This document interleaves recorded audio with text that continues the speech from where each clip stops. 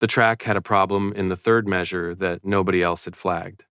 Wilfred heard it on the second listen, a ghost frequency in the lower register, the kind that didn't announce itself, that sat just below the threshold of conscious attention and made the whole mix feel vaguely wrong without any listener being able to say why.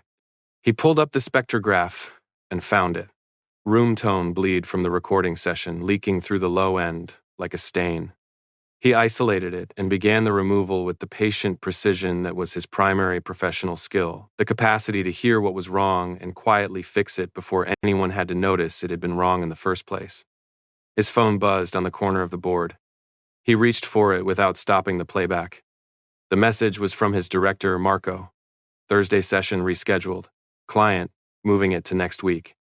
He was sorry. He knew Wilfred had been counting on the hours. Wilfred read this twice. He set the phone down and looked at the spectrograph and did not do the math immediately because he already knew the math.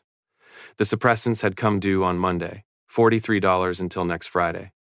The Thursday session would have been 32 of that. Now, it wasn't. He saved his work, wrote up his session notes, cleaned his headphones with the cloth from the left drawer.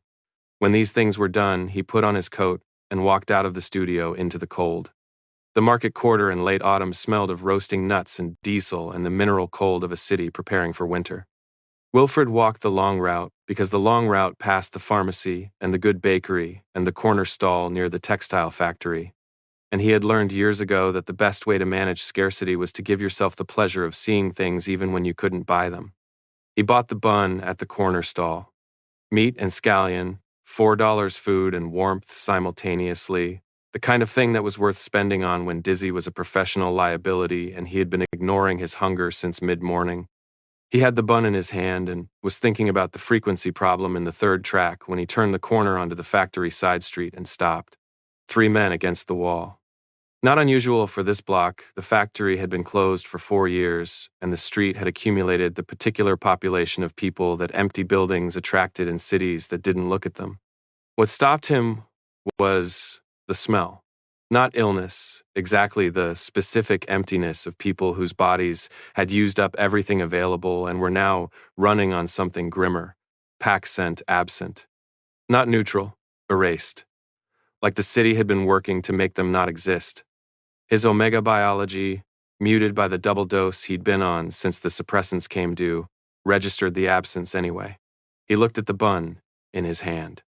He looked at the 3 of them. The one in the middle looked up, dark eyes, very still. Not defeated, that was the thing Wilfred noticed first. Alert in the way of someone who had kept their intelligence intact through everything the street could do, who tracked him with the specific attention of someone who had learned to read situations quickly. Wilfred crossed the street. He tore the bun into 3 pieces without ceremony, without speech, and held them out. None of them moved immediately. He waited. The middle one's hand came out first, large, scarred at the knuckles, trembling slightly with cold rather than performance.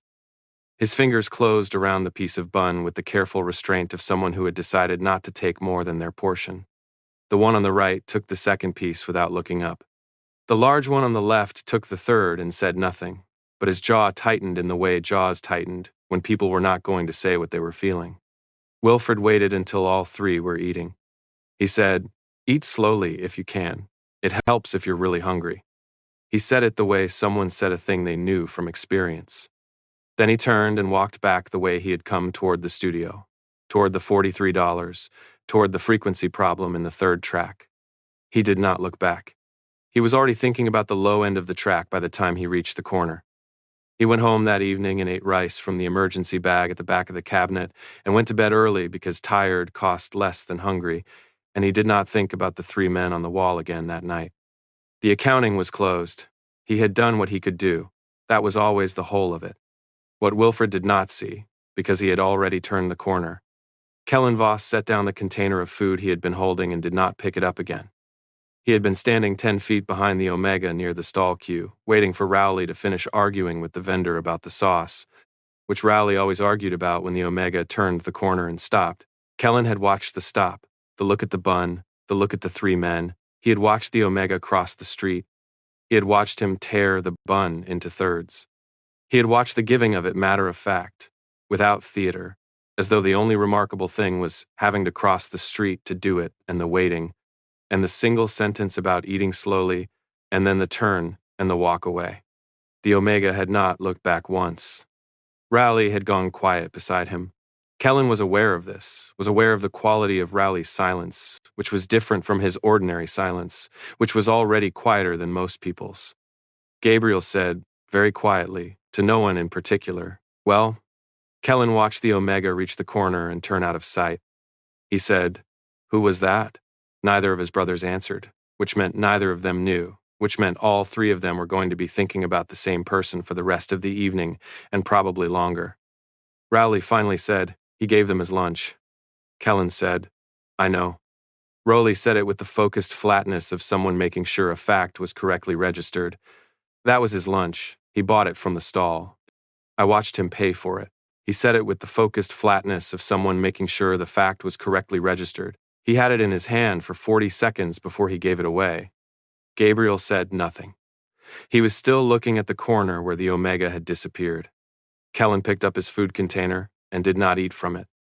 He stood in the market quarter street with the cold coming down and thought about a man who had bought lunch, seen 3 people against a wall and given it away without breaking stride, who had not looked back, who had said times "eat slowly if you can" times in the tone of someone who knew from experience and had not made anything of the knowing. He thought, who does that without looking back? He thought, someone who has done it before. Someone for whom this is not a gesture but a habit, a practice so embedded it doesn't register as a decision. He said to his brothers, still looking at the corner, "I want to know who that was." Wilfred's suppressants were the industrial-grade formulation, the kind that registered as nothing even to trained alpha senses.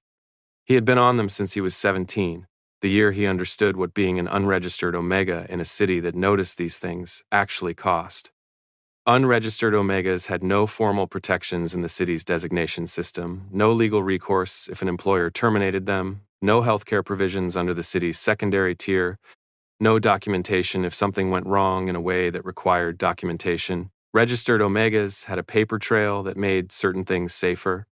They also had a paper trail that made certain things visible, and visibility had its own costs, and Wilfred had spent his adult life calculating which costs he could afford. The suppressants were the solution to the visibility problem. Double dose when finances were tight, which meant the expiration period shortened, which meant the cost cycled up faster, which was the self-defeating arithmetic of managing scarcity with a recurring expense. He had been running this cycle for 6 years. He was good at it.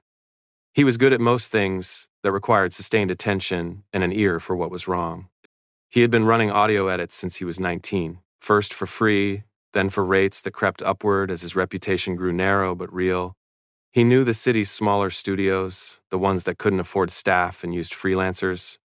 And he knew their sound could identify a specific room's frequency signature the way a person identified a voice. He was not famous. He was not going to be famous. He was good at his work and he was careful with his money, and he had arranged his life to take up as little space as possible. And this arrangement worked. It worked with the specific precision of something that had no redundancy. It worked as long as Thursday sessions didn't get canceled and suppression costs didn't spike and the frequency problems in other people's tracks were things he could solve alone in a room. 4 days after the bun, Wilfred was outside the pharmacy on Reed Street, prescription in his bag, when someone said his name. He did not recognize the man immediately. He was about Wilfred's height, dark-haired, dressed in the kind of coat that cost more than Wilfred's week of groceries without appearing to. He was standing a deliberate distance away, not crowding the space, positioned with the specific care of someone who had thought about how not to startle a person. He said, "I'm sorry to approach you like this. I know it's unusual." Wilfred said, from a still position, "How do you know my name?" The man said, "I asked at the studio on Clement Street. Your director told me your schedule. I want to be honest with you. I've been looking for you since Tuesday." Wilfred looked at him. He said, "I don't know you." The man said, "No, we haven't met." He paused, and the pause had the quality of someone arriving at the sentence they had prepared. "My name is Gabriel Voss. I was standing behind you on Tuesday, outside the market stall on Reed Street. I saw what you did with the 3 men on the wall."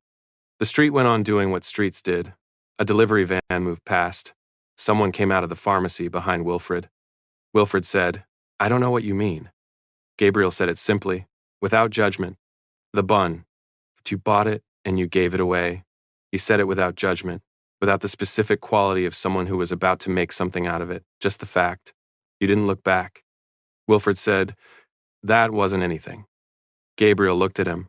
I know you think that. He said it simply, with no edge on it. I disagree. Wilfred looked at him. He looked at the coat and the controlled quality of his attention and the way he was standing, the careful, deliberate non-crowding of someone who had decided to be here and had thought about how to do it without making it. Threatening. He said, What do you want? Gabriel said it without hedging. To meet you. That's all it is right now. He held out a hand. I'm not going to make this strange. It was already strange, Wilfred thought. But he shook the hand. They had coffee at the place on the corner because Wilfred was not going anywhere with a stranger and the place on the corner was public and he had somewhere to be in 40 minutes. Gabriel did not bring his brothers. Wilfred did not know there were brothers, yet did not know anything about Gabriel Voss except that he had been on the street on Tuesday and had found Wilfred through his director, which was its own kind of information about the kind of resources Gabriel Voss had access to. He said, Why were you looking for me? Gabriel held his cup. Because I've been thinking about Tuesday since it happened and I wanted to understand it. He held his cup with the same deliberate care he applied to everything. I wanted to meet the person who did that. Wilfred said, I gave some food to 3 people who needed it. He said it in the flat arithmetic of someone who found the logic self-evident. It doesn't require understanding. Gabriel said, Most people walk past them. Wilfred looked at the table. I know. Gabriel looked at the table, including us. Before you stopped, we walked past the same wall and didn't stop. He said it without self-exculpation, just the accurate record. You stopped. Wilfred looked at the table. He said, I had something to give. They didn't have anything. That's the whole of it. Gabriel looked at him. Is it? Wilfred said, What else would it be? Gabriel looked at him for a moment. He said, I've spent 8 months in this city trying to understand the market quarter for an acquisition we're working on. We've commissioned reports, hired analysts, sent people to map the foot traffic and the social patterns and the economic pressures. He said it without apology, just the description of what had happened. And then you turned a corner, and I understood more in 40 seconds than in 8 months of analysis. He paused. Because you stopped, and we didn't. And what you did after you stopped told me more about what this neighborhood actually is than any report we've received. Wilfred said, I don't know what that means for me. Gabriel said, It means I wanted to meet you. That's genuinely all it is. He said it with the directness of someone who had decided that honesty was the only workable approach. My brothers feel the same way. All 3 of us were there. All 3 of us have been thinking about Tuesday. He looked at Wilfred directly. We'd like to know you, if you're willing. Something honest. Nothing you'd have to figure out the angle of. Wilfred sat with this. He thought about the $43. He thought about the bun and the 3 men and the thing he had done that he had already stopped thinking about because the accounting was closed and the closed accounting didn't need revisiting. He thought about a man who had gone from a street corner to his studio door to this coffee shop because he saw something and could not leave it alone. He said, How do I know you're not making it into something it isn't? Gabriel said it without flinching. You don't yet. He said it without flinching. That's what the time is for. The second meeting was 4 days later, at a different coffee place. Gabriel, again, without his brothers, because Gabriel had understood that arriving with 3 people would feel like a presentation rather than a conversation, and a presentation was not what this required. He told Wilfred about Tuesday from their side. He told it plainly. Rowley's insistence on the street stall, the queue, the moment Kellen saw the Omega turn the corner and stop, the watching. What Rowley had said times, he had it in his hand for 40 seconds. What Kellen had said after. What Gabriel himself had felt, which he described with the precise vocabulary of someone who did not often describe feelings, but was doing so now because the situation required it. Like watching something I had been told didn't exist anymore, and finding out it did. Wilfred said, What did you think didn't exist anymore? Gabriel set down his cup. Generosity without calculation. Someone doing the right thing with no audience and no expectation and no pause to weigh it. He said it carefully. We work in finance. We are surrounded by people who can calculate the return on every action before they take it. You didn't calculate. A pause. Or if you did, the calculation came out differently than everyone else's. Wilfred said, I ran it. The numbers just came out different. Gabriel looked at him. He said, yes, that's exactly it. Wilfred looked at his coffee. He thought about what it meant that 3 people had been standing behind him and he had never known. He thought about times, eat slowly, if you can, times, and the feeling of the accounting closing task, completed, closed, no need to revisit, and now someone was telling him the accounting had been open this whole time, on the other side, in 3 people he had never met. He said, when you say your brothers want to meet me, Gabriel said it directly, I mean that they want to meet you the same way I did, not as an event, just meeting someone. He said it with the directness he brought to everything. Kellen is the one who said we had to find you. Rowley is the one who went quiet on the street and hasn't entirely come back to his normal volume. They asked me to go first because I'm the most precise and they didn't want to overwhelm you. A beat.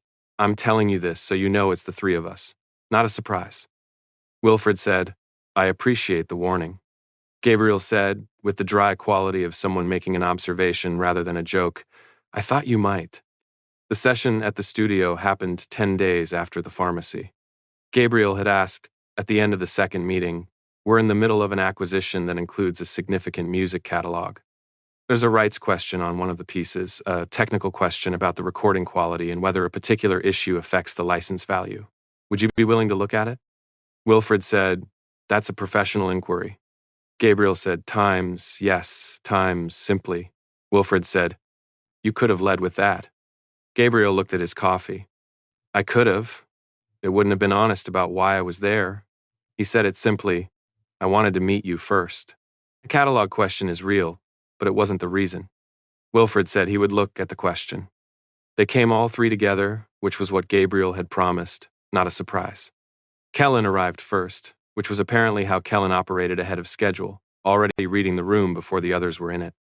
He was taller than Gabriel, the composed attention of someone who processed information quickly and was currently processing the mixing booth, the spectrograph on Wilfred's screen, the session notes on the corner of the board, the particular organization of a person who was precise about their workspace. He said, Wilfred Times confirming a fact, Kellen Voss, a brief handshake, direct. I've been wanting to meet you since Tuesday. Wilfred said, Gabriel mentioned. Kellen said times good times in the tone of someone who found directness efficient. Rowley came in while Kellen was still finishing the sentence. He was the largest of them, and the stillest, not careful, still like Gabriel, but present still, the stillness of someone who occupied space without managing it. He looked at Wilfred with the open, direct attention of someone who had been waiting for this moment and was not going to pretend he hadn't. Rowley said it before anything else, you don't remember us. Wilfred said, I didn't know you were there. Rowley said, times, I know times, simply, without wait. That's the thing. Then Gabriel, closing the door behind him, and the 3 of them in the mixing booth, and Wilfred at his board, and the cedar and smoke scent of them that had been reaching him since Kellen walked in, and that his omega biology was registering with the directness of a thing that had stopped being managed. He noted this. He filed it under times later. He said, the catalog question. Kellen sat down and opened his folder. The catalog question was genuine. It was also a good question, the kind that required actual expertise to answer, that had arrived in the context of a real decision with real financial stakes. Wilfred answered it and found the answer led to a second question, which led to a longer conversation about the recording's technical history, about what restoration would require, about the specific issues in the older material, and how they would be addressed. He pulled up the spectrograph. He demonstrated the problem in the audio. He explained the approach he would use to fix it. Kellen asked follow-ups that were better than the original questions. He asked them with the focused attention of someone for whom information was a resource and who knew how to gather it, not performing engagement but actually engaged, asking the thing the previous answer had left unresolved. Rowley watched. He sat in the chair along the right wall and watched Wilfred work with the patient observational quality that Wilfred was beginning to understand was his primary mode, not passive watching, active cataloging. Gabriel asked one question at the end that cut to the structural principle. If The restoration approach you've described changes the character of the original recording if it removes something authentic in order to produce something cleaner. Is that a net gain or a net loss? Wilfred thought about this. Wilfred said, "Depends what you think the recording is for. If it's a document of a moment, you preserve the flaws. If it's a piece of music that needs to be heard, you clean it." He looked at the spectrograph. "This one needs to be heard. The flaws are getting in the way of the music. I'd clean it." Gabriel said, "Good." He said it the way he said everything, as a fact that had been verified. At the end of the session, Rowley said, "Do you want the work? The full catalog?" Wilfred said, "What does full catalog mean?" Rowley laid it out: 732 tracks across 42 years. Restoration, format conversion, licensing preparation, 6 months, possibly more. Wilfred ran the math. The math came out clear and significant and changed the picture of the $43 considerably. He said, "I'd need to see the full scope." Kellen said, "Times, of course, times," in the tone of someone who had expected this and respected it. He said it in the tone of someone who had expected this and respected it. "We'll send the documentation tonight." They left. Wilfred sat in the mixing booth alone. He thought, 732 tracks. He thought, 6 months. He thought about the bun and the 3 men on the wall, and Gabriel saying times the calculation came out differently than everyone else's. And he thought about whether accepting work from people who had watched him give his food away was the same as being paid for giving his food away. He decided it was not the same. The work was real, the rate was fair, the catalog needed doing, and he was the person who could do it. He thought, for a long time, about times I wanted to meet you. That's all it is right now. He went home. He ate. He did not run the other accounting yet, the one that was not about the catalog. He told himself he did not have enough information yet. He told himself this for 3 more days, which was how long it took to understand it was not about information. The catalog sessions became their own structure. Not every day the work didn't require their presence at every session, and Wilfred would not have wanted it if it had. He needed to be able to work, and he worked best when the room had the quality he wanted the room to have. But they came 2 or 3 times a week with the unpredictability of people who had their own schedules and were fitting themselves into his rather than organizing him around them, which suited him better than the alternative would have. Kellen came on mornings when his calendar allowed. He always brought coffee from the Good Place on 5th Street, always the right order. Not rounded up and not guessed, the specific thing Wilfred would have chosen, which meant someone had paid attention to what he ordered and remembered it. He asked questions about the restoration work with the focused patience of someone who had done reading before arriving and needed gaps filled rather than foundations laid. Wilfred answered and found, explaining that he understood his own decisions more clearly, that having to articulate the why of a choice required him to understand it more completely. This was unexpected. He was not used to being made to understand his work better by explaining it to someone else. Rowley came in the afternoons.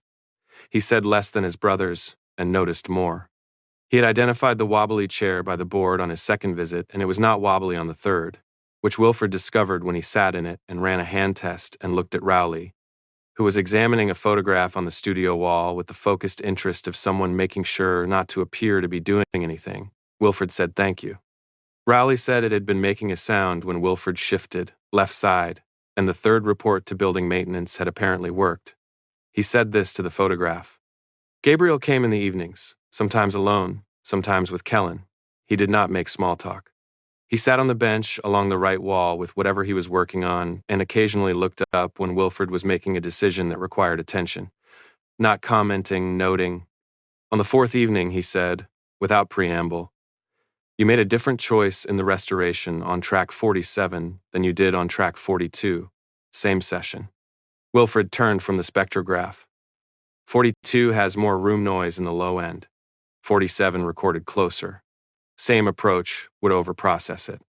Gabriel said, "So, the difference is precision, not inconsistency." Wilfred said yes.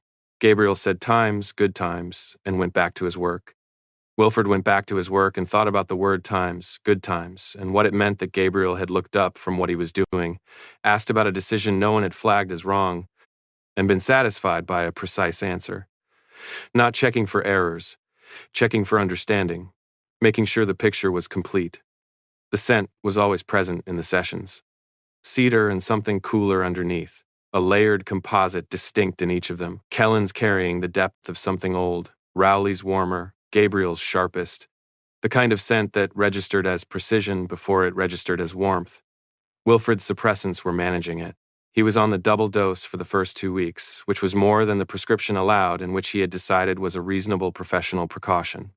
He noticed, by the end of the 3rd week, that the double dose was blurring his sessions at the edges. Not enough to affect the work, but enough that he could feel it, the slight dulling that came from managing something harder than it needed to be managed. His sleep was worse. His appetite, already not robust, had flattened further. He went back to the standard dose on a Tuesday morning without announcing it to anyone. He told himself this was about his health. It was about his health. It was also about the fact that managing the scent recognition had started to feel like managing the conclusion it was pointing toward, and he had been in this room with these 3 people for 3 weeks, and he had made certain observations, and the observations did not change based on dosage. He did not examine these observations yet. He filed them and waited. On the 31st day of the catalog work, the studio director called him in before his session. Sable Group had made an inquiry. The same catalog. A competing offer better than the current contract, Marco said, and he wasn't going to pretend otherwise. He was telling Wilfred because it was Wilfred's work, and because Sable Group was Voss Capital's primary rival in this acquisition, and Marco was aware that choosing Sable was not a neutral decision. Wilfred told his director to make whatever decision was right for the studio. He said it because it was not his business to make it, and because the right person to handle it was Marco, who understood the studio's interests and the city's financial landscape and the long-term implications. He said it and meant it. He did not tell Kellen. He told himself this was because it was not his place to tell Kellen. He told himself this for 2 days before he understood that the reason he was not telling Kellen was that he did not want to be the person who warned them. He did not want to be the person they needed. He was already too close to that, in the way of someone who had been careful their whole life about what they owed and was now in danger of caring about people who had not been careful about what they expected in return. Rowley found out through his own channels the triplets had sources Wilfred did not understand the scope of. He came to the studio alone on a Thursday afternoon and sat in the repaired chair and said nothing for a while. He said, "You knew." His voice was even, not accusatory, the specific flatness of someone who had already processed a thing before arriving. Wilfred saved his session file. He turned to face Rowley directly. He said times, yes. Rowley said, "You knew," and didn't say anything. Wilfred met it directly. "It wasn't mine to tell." Rowley looked at him. He said, "Fair." He said it the way someone said a thing that cost them to mean it, not easily, not with performance, but with the honesty of someone who had looked at the argument from the other side and found it held. He said, "Can I ask you something that isn't about the catalog?" Wilfred said yes. Rowley looked at him and asked why Wilfred worked so hard to stay invisible. The question landed the way direct questions landed from Rowley, not as an attack, but as an arrival. Something that had been traveling toward this moment for a while and had finally reached it. Wilfred considered 3 different deflections and dismissed each one, because Rowley was looking at him with the patient, open attention of someone who had decided to wait for the real answer and would recognize anything else for what it was. Wilfred looked at him. Invisible is easier. Rowley held his eyes. Easier than what? Wilfred said, "Than being seen by people who want something from the seeing." Rowley sat with this. He did not say they were different. He turned the argument over and examined it with the attention he gave to things that required understanding, and then he said, "What do you think we want from it?" Wilfred looked at him. He said, "I don't know yet. That's the problem." Rowley left without fixing anything on the way out, which was its own kind of information. He said goodbye in the corridor with the directness of someone who was not finished with a conversation, only pausing it. Wilfred stood in the mixing booth and listened to his footsteps on the stairs. He thought, I don't want to be a good deed they couldn't leave alone. He thought about Tuesday and the bun and Times. Who was that? Times and Gabriel at the pharmacy, and 31 days of sessions, and the chair, and the coffee order, and the scent recognition that was now a fact he was no longer pretending was manageable. He thought about what it would mean if the thing was only about Tuesday. He thought about what it would mean if it wasn't. He went back to the frequency problem in the third track, which was not going to solve itself, and held both thoughts at once, and did not yet know what to do with either of them. Gabriel was the one who said it. Not suddenly it arrived in the way things arrived with Gabriel, at the end of a long working session, with the city audible through the studio window, and the two of them alone, because Kellen had a call and Rowley was somewhere else. Wilfred was doing the final pass on track 47 when Gabriel looked up from his documents and said, "You changed your dosage." Wilfred kept working. He said, "Yes." Gabriel set down his documents. "When?" Wilfred said, 3 weeks ago. Gabriel said times, why times, with the economy of someone who had decided one word was enough. Wilfred said, "Because managing it was costing more than what I was managing it against." Gabriel was quiet for a moment. He said, "That's an accurate description." He said, "Of both things." Wilfred looked up from the spectrograph. Gabriel said, "The thing you were managing it against is us. I want to be accurate about that." He said it the way he said everything, as a fact that required no decoration, that was simply true and had been true for a while. All three of us felt it the day we were on the street. We had reasons not to say so immediately. You had reasons not to want to hear it. He paused. But it has been 4 weeks, and I think we are past the point where not saying it is a reasonable decision. Wilfred set down the headphones. He said, "I need to say something before you go further." Gabriel waited. Wilfred said, "I don't want to be a good deed you couldn't leave alone. I mean that precisely." He said it with the flat precision he gave to things that needed to be exact. "If this is about Tuesday, if what you're feeling is the attachment that comes from witnessing something and not being able to account for it, then I'm not what you're looking for. I'm a person. I'm not a symbol of what you think the market quarter is. I'm not a story about generosity that you needed to meet in person." He held Gabriel's gaze. "If I'm those things to you, I need to know now." Gabriel looked at him for a long moment. He said, "You're not."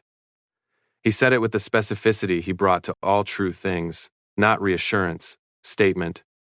"We looked for you because of what we saw. We kept coming back because of who you are. Those are two different things, and I want you to be clear on which one this is." He said, quietly, "Tuesday told us you existed. Everything since then is the reason." Wilfred looked at the mixing board. He thought about $43 and the bun and the closed accounting and times I ran it. The numbers just came out different. He thought about 3 men finding him and coming back, and the chair and the coffee order and the way the room had begun to smell like something he recognized without having a word for recognizing it. Wilfred said, "Come back tomorrow. Bring your brothers." Gabriel paused at the door. "They're outside." Wilfred closed his eyes briefly. He said, "Of course they are." He went and opened the studio door. They came back the next morning. Not at the start of a session. Wilfred had not scheduled anything, but at 9 o'clock with the coffee from 5th Street, 3 cups, the right orders for all of them, and the specific quality of people who had been outside for some time and were not going to say so. Wilfred let them in. He had spent the previous evening in the studio after they left, running the frequency problem in the third track, which had resolved itself in the way problems resolved when you had other things in your head and the analytical part of your mind went quiet and the answer arrived without being summoned. He had written up the solution in his session notes, packed his equipment, walked home through the market quarter. He had passed the factory wall. He had looked at it and kept walking. He had not slept well, which was its own kind of information. They came in and stood in the mixing booth with the city visible through the window and the catalog open on the screen, and Wilfred said, "I said come back. I didn't say what for." Kellen said, "I know." He said it with the directness of someone who had decided not to circle the point. "We wanted to be here. That's the what for." Wilfred looked at the 3 of them.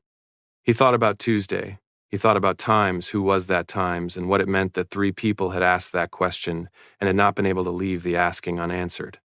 He thought about Gabriel at the pharmacy, the deliberate non-crowding, the hand held out. He thought about Rowley saying, "Times that's the thing," times with the weight of someone who had found something they did not know they had been looking for. He thought, these are people who saw something private and protected it instead of using it. He thought, I have not encountered that before. He said, "All right." He turned back to the catalog and the session began.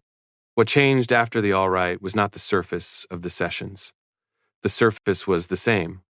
The restoration work, the questions, the coffee, the silences that were the right quality of silence. What changed was the quality of Wilfred's attention, the part of it he had been directing away from the three of them, maintaining the careful distance, which he now stopped directing away. He began to look. He had been looking all along in the peripheral way of someone cataloging information without deciding what to do with it. Now, he looked the way he looked at a track directly, without managing what he found. He found Kellen arrived ahead of schedule because Kellen could not work on something until he understood it, and the catalog was a thing he intended to understand. He asked better questions each session because each session's answers had generated better questions. This was the discipline of someone for whom learning was not performance but function. He found Rowley's mode of care was entirely physical and entirely unannounced. The chair had been the first evidence, and there had been more since a cable management problem in the studio's routing that had been causing a signal issue Wilfred had noted and deprioritized, resolved one morning without comment. A window that had been admitting a cold draft from the wrong angle, seated properly. Rowley did not fix things to be thanked. He fixed them because they needed fixing, and he had hands and knew how to use them, and the fixing was so woven into his ordinary presence that it would have been easy to miss if you were not paying attention. Wilfred was paying attention. He found Gabriel's care operated at the level of principle rather than surface.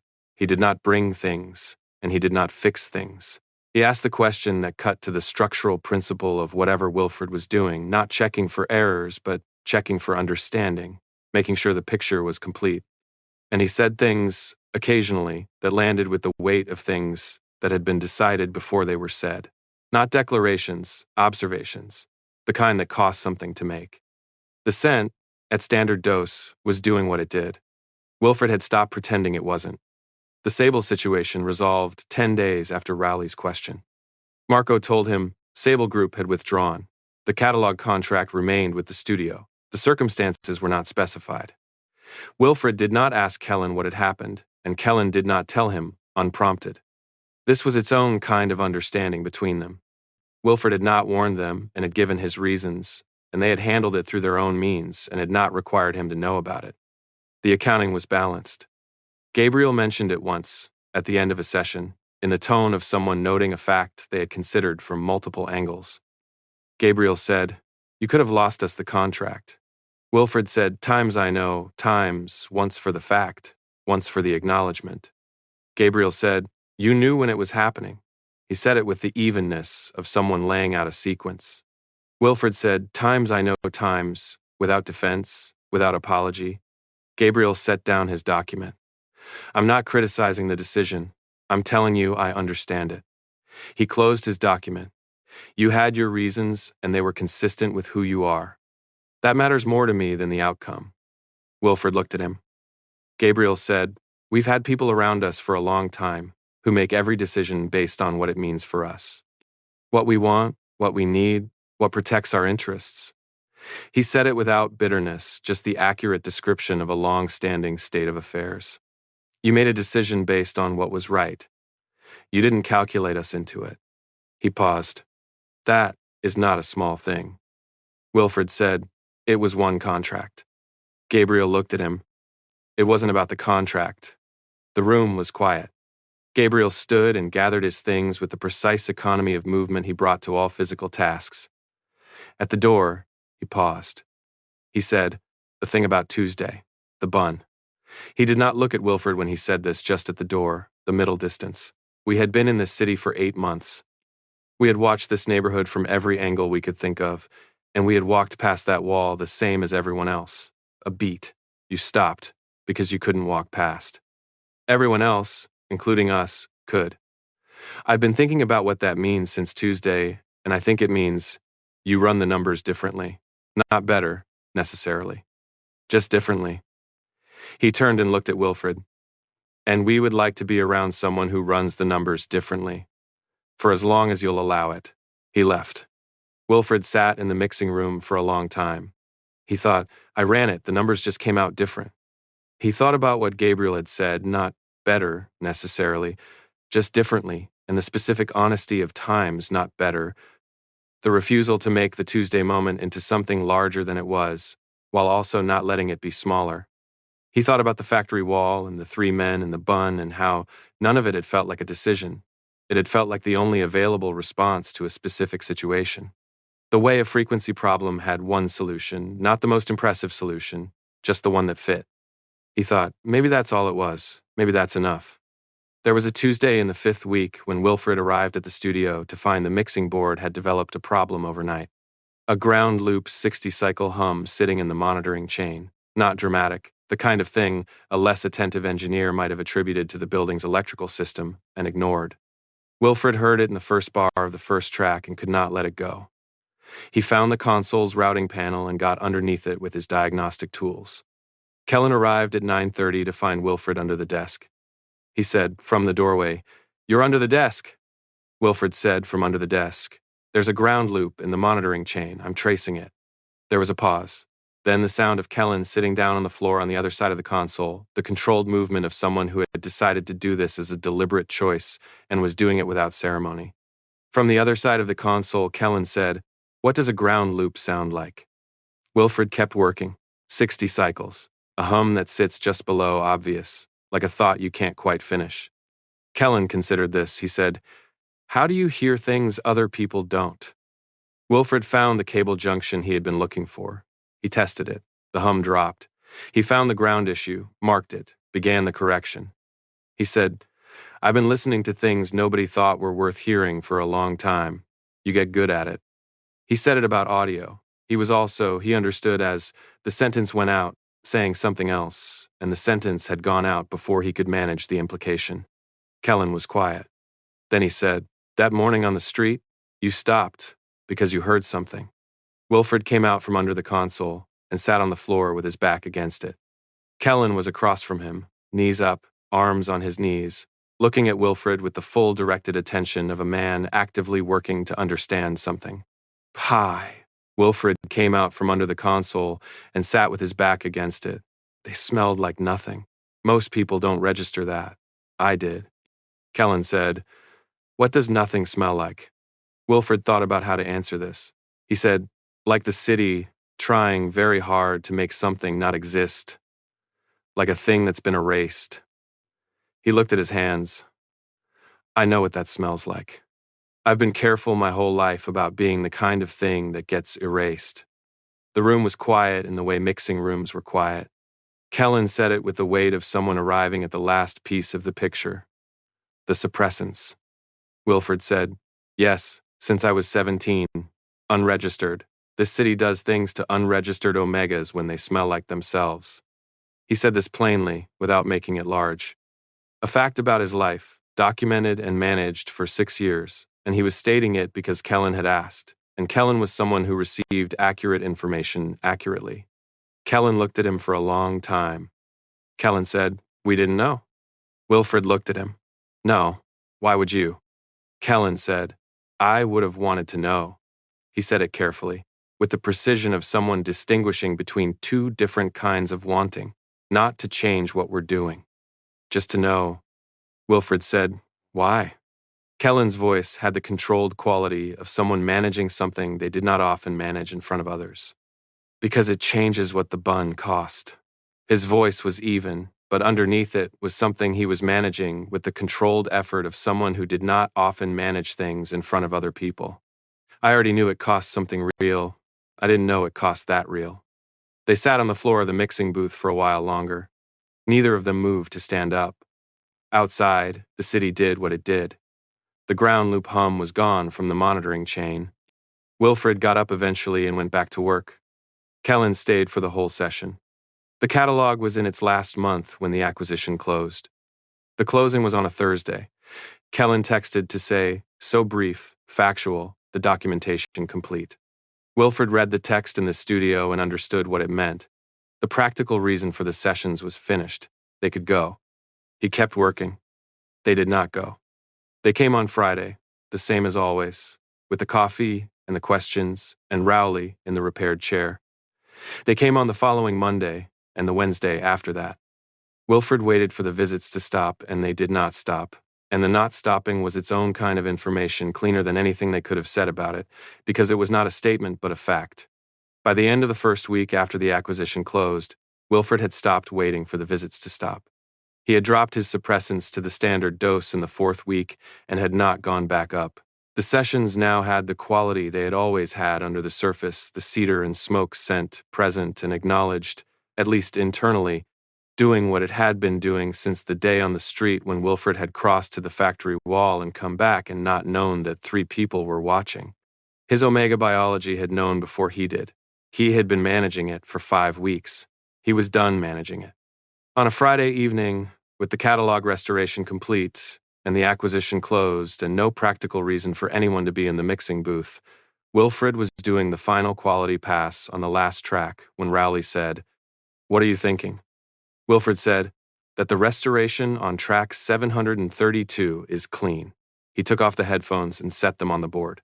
And that I've been running an accounting since the day Gabriel found me at the pharmacy, and I have enough information now. Rowley looked at him. Rowley said, "What does the accounting say?" Wilfred set down the headphones. "That you were watching me on Tuesday and you didn't use it? You could have. You had my name from the studio. You had resources I can't access. You could have made the whole thing into an obligation and you didn't." He said it with the flat precision he gave to things that required accuracy. "You found me and you were honest about finding me and you let me set the pace." He looked at the 3 of them, Kellen by the window, Rowley in the chair, Gabriel on the bench with his documents. "That's what the accounting says." Kellen said, "And what do you want to do with that?" Wilfred said, "I want to say something first." They waited. They waited. He said, "I gave away the bun because I couldn't walk past. That's the whole of it. I wasn't performing anything. I wasn't making a statement. I had a thing, and they didn't have anything, and the only available response was to give it to them." He said it the way he said things that needed to be exact. "I would do it again tomorrow. I would do it to 3 different people on the same wall and not think twice." He paused. "And I don't want what's happening between us to rest on that. I don't want to be the version of myself you saw on Tuesday. I want to be the version of myself you've been in this room with for 5 weeks." Kellen said, "Those are the same person." Wilfred looked at his hands. "I know. I'm saying I don't want Tuesday to be the reason." Gabriel said it with the certainty of someone who had made this distinction a long time ago. "It isn't." He said it with the certainty of someone who had made this distinction a long time ago and was prepared for the question. "Tuesday is where we started. What you are is why we stayed." Wilfred looked at him. He thought about 5 weeks of sessions. He thought about the coffee order and the chair and the ground loop and Kellen on the floor of the mixing booth asking what a 60-cycle hum sounded like. He thought about times the numbers came out different times and times "I know you think that and I disagree" times and the specific quality of being watched, doing something private, and having the watching be careful rather than extractive. He thought, "I have been running this accounting for 5 weeks, and the answer is not about Tuesday. The answer is what comes after Tuesday, and what comes after Tuesday is here and has been here every day and is not leaving." He said, "All right." He said it the way someone said a word they had been carrying toward for a long time, not the times all right times of acceptance, but the times all right times of arrival, the hardest word, it turned out. Not because it was difficult to say, but because it meant he had stopped managing what it pointed toward and was letting it be true. Rowley exhaled. Not with relief, with the release of someone who had been holding something carefully for a long time and had finally been told they could put it down. Kellen looked at the window for a moment, then back at Wilfred, with the expression of a man who had prepared for multiple outcomes and had arrived at the preferred one. Gabriel said, "Good." He picked up his documents and set them aside, which meant the session was over, which meant the next thing was whatever came after sessions. The bond formed slowly, which was the correct pace. Not because Wilfred was uncertain he had done the accounting, and the accounting was clear, but because the accounting had been running while he was also managing other things, and now that he had stopped managing the conclusion, he needed time to simply be in the room with it. The 3 of them kept his pace without making the keeping into a performance. There was no sense of a timeline behind the scenes, no quality of impatience dressed as patience. They were simply present, at the pace he needed, for as long as he needed. Kellen handled things. This was not new. He had been handling things since the first session, in the quiet, systematic way of someone who identified what was required and arranged for it without announcement. What changed was that Wilfred stopped pretending not to notice. The coffee order had been right from the beginning. The supplier for the studio's replacement headphone cables, which had been on back order for 3 months, became available the week after the All Right. The lease negotiation on Wilfred's studio space, which had been a low-grade source of anxiety for 6 months, resolved in Wilfred's favor in a way that Marco described as surprising, and Wilfred did not find surprising at all. He did not say anything about this to Kellen. Kellen did not say anything about it either. This was Wilfred had come to understand the language. Rowley continued to show up and continue to fix things, and the things he fixed became more personal as the weeks went on, not the studio's equipment, but the cabinet hinge in Wilfred's apartment, kitchen. I noticed on the first evening Wilfred had them over for dinner, and addressed silently while Wilfred was in the other room, the lamp that had been flickering for months. The specific sound the floor made when you crossed it in a certain way late at night, which Rowley located one Thursday and corrected with the quiet competence of someone who had identified an irritant and removed it. Wilfred said, the evening of the floor, "How long have you been planning to fix that?" Rowley said it like someone reporting when a thing began. "Since the first time I heard it." Wilfred said, "That was 3 weeks ago." Rowley said it simply, "I was waiting for the right evening." Wilfred looked at him. He thought about times I notice when things could be easier and aren't. He thought about the patience of someone who had seen a thing needed doing and had held it in their attention for 3 weeks, waiting for the right evening to do it. Wilfred said, "Thank you." Rowley picked up his tools. "You're welcome. There's a drawer in the kitchen that's going to start sticking in about 2 months. I'll come back for it." Wilfred said, "How do you know that?" Rowley didn't look up. "The wood's already swollen on one side. Give it a cold season." He looked at Wilfred, with the directness that was his primary mode. "I'll come back for it." Wilfred said, "All right." He said it in the smaller way this time, not the arrival, just the word, and it was enough. The bond completed on a Sunday evening 3 months after the All Right, with the city doing its ordinary work outside the windows, and the studio quiet, and Wilfred at the board doing nothing in particular except being in the room with the three of them. No ceremony, no event that could be pointed to later as the moment. Kellen first, with the structural certainty of someone who built things to last. Rowley second, with the warmth of a man who showed up and stayed and fixed the floor and would come back in 2 months for the drawer. Gabriel last, who said before anything else, "I want to make sure you're certain." And Wilfred said times, yes times, and Gabriel said times, good times, with the quality of a thing verified and settled. The bond settled. It settled the way the frequency problem had settled on the Tuesday of the ground loop, not with announcement, just the hum dropping out of the monitoring chain, the absence of the wrong thing making room for the right thing to be heard clearly. The cedar and smoke scent was no longer something Wilfred managed. It was simply there, the way the room temperature was there, the way the city outside was there, the way his own scent was there now that the suppressants were at the minimum dose, and the minimum dose was only about professional discretion and not about the other management. He sat at the board with the three of them and thought about Tuesday. He thought about it the way he thought about it now, not with the weight of the old accounting, the thing he had tried to close and found open on the other side. He thought about it with the clarity of something seen at the correct distance. He had given away the bun because he couldn't walk past. 3 men had been standing behind him and had seen it and had come looking for him because they could not let it rest. He had told Gabriel, "I don't want to be a good deed you couldn't leave alone." And Gabriel had said, "Tuesday told us you existed. Everything since then is the reason." He understood this now in the full way he had accepted it before he understood it. Tuesday had been the door. What they had been doing for 4 months, every session, every coffee order, every fixed cable and silenced floor, was the house. He had spent his whole life taking up as little space as possible because small cost less. He was not small anymore. The accounting was still running. It always would be. It was how he was built, but what it was accounting for had changed completely. He thought the numbers came out different. He thought they always did. 6 months later, in the late spring, he was walking home from the studio through the market quarter when he turned the corner onto the factory side street. A man sat against the wall. Wilfred stopped. He was not carrying anything he could give. His hands were empty. He thought about the shelter on Caldwell Street, the woman at the desk whose name was Terry, the address he had been keeping in his phone since the first time he had occasion to use it. He crossed the street. He sat down on the pavement beside the man, which startled him. Wilfred said, "Easy, not police." He did not have food. He said, "There's a shelter on Caldwell that has space on weeknights. The woman at the desk is named Terry. You can tell her Wilfred sent you." The man looked at him. He said, "Why are you doing this?" Wilfred said, "Because I was close to here once. Not exactly here. Close enough." He heard Rowley's footsteps before he appeared around the corner, had learned the sound of all three of them, learned it the way he learned sounds that mattered, without trying.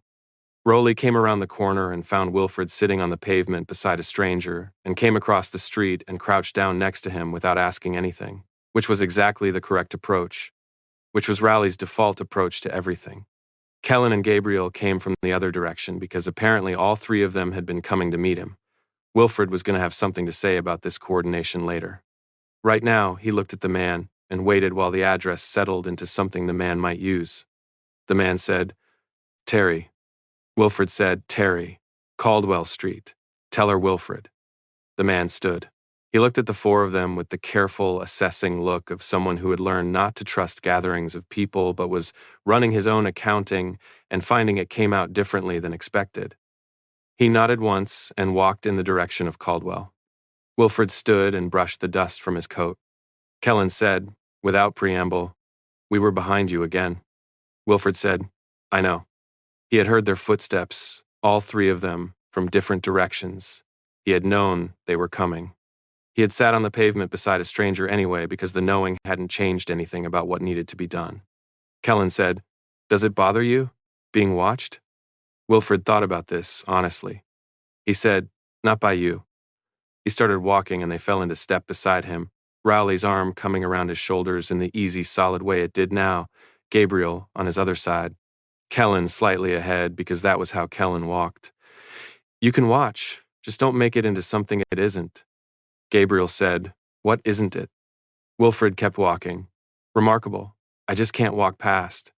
He looked at the street, at the factory wall with the scaffold up on two sides now. The neighborhood changing in the slow way that neighborhoods changed when money arrived and the people already there didn't leave. I never could. I tried when I was younger. When the margins were tighter and the cost of stopping was higher, I couldn't do it then either. Rowley said, the arm still easy around his shoulders, "We know." Wilfred said, "I know you know." He thought about Tuesday. He thought about the bun and the closed accounting and going home to the rice at the back of the cabinet and going to bed early because tired cost less than hungry, and not thinking about the three men again because the accounting was closed. He thought, the accounting was never closed. He thought, I just couldn't see what it had opened. They walked home through the market quarter in the late spring evening, the four of them, the city doing its ordinary work around them. The scaffold on the factory caught the last light. The corner stall was closing up. The pharmacy was still open on Reed Street. Wilfred thought about the $43. He thought about the arithmetic of a Tuesday, what he had, what they didn't have, the only available response.